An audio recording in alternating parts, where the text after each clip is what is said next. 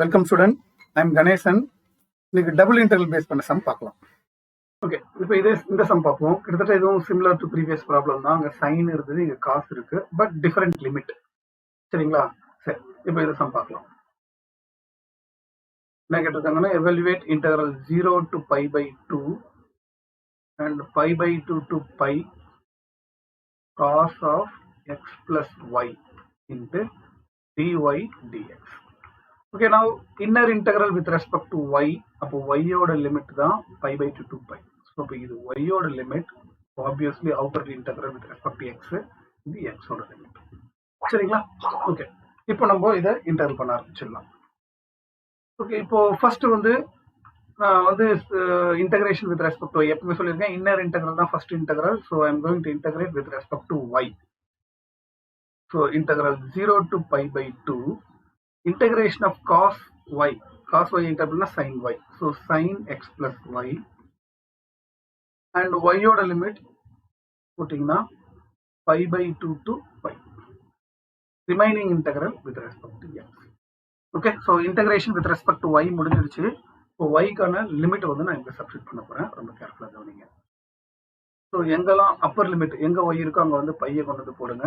So அப்போ sin of x plus pi, இது upper limit, minus lower limit sin of x plus pi by 2. So y இருக்கிற இடத்துல upper limit lower limit substitute பண்ணிட்டேன். And remaining integral with respect to x. Okay, சரி. இப்போ நம்ம அடுத்தது என்ன பண்ண போறோம்னா, integration with respect to x கண்டுபிடிக்க போறோம். ஓகே, ஸோ அப்போ சைன் இன்டெகிரல், சைனோட இன்டெகிரல் பார்த்தீங்கன்னா minus cos. So minus cos x plus pi. and இங்க சைனோட இன்டெகிரல் மைனஸ் வரும், minus of minus plus cos x plus pi by 2. Okay, so integration முடிஞ்சிடுச்சு. அப்போ அதுக்கான லிமிட் பார்த்தீங்கன்னா 0 to pi by 2. Okay, now I am going to substitute both upper and lower limit substitute பண்ணலாம். First நான் upper limit substitute பண்ண போறேன். pi by 2 கொண்டு இங்க நேரா போட்டீங்கன்னா minus cos pi by 2 plus pi plus இங்க pi by 2 போட்டீங்கன்னா pi by 2 plus pi by 2 pi ஆயிடும். ஏன்னா 90 plus 90 180, pi by 2 plus pi by 2 pi ஆயிடும். So cos pi. Okay, so upper limit முடிஞ்சிருச்சு. மைனஸ் லோயர் லிமிட் சப்ஸ்டிட் பண்ணலாம். 0 கொண்டு வந்து x இருக்கிறதுல போட்டீங்கன்னா காஸ் பை ஆயிடும். So minus cos pi plus இந்த இடத்துல 0 கொண்டு போட்டீங்கன்னா காஸ் பை பை 2. ஓகேங்களா? So both upper and lower limit substitute பண்ணியாச்சு. இப்போ ஃபர்தரா இதை சிம்பிளிஃபை பண்ணணும். எப்படி சிம்பிளிஃபை பண்ண போறோம்னு பாருங்க. மைனஸ் காஸ் இந்த கிராஸ் மல்டிப்ளைனா 3 pi by 2 plus cos by.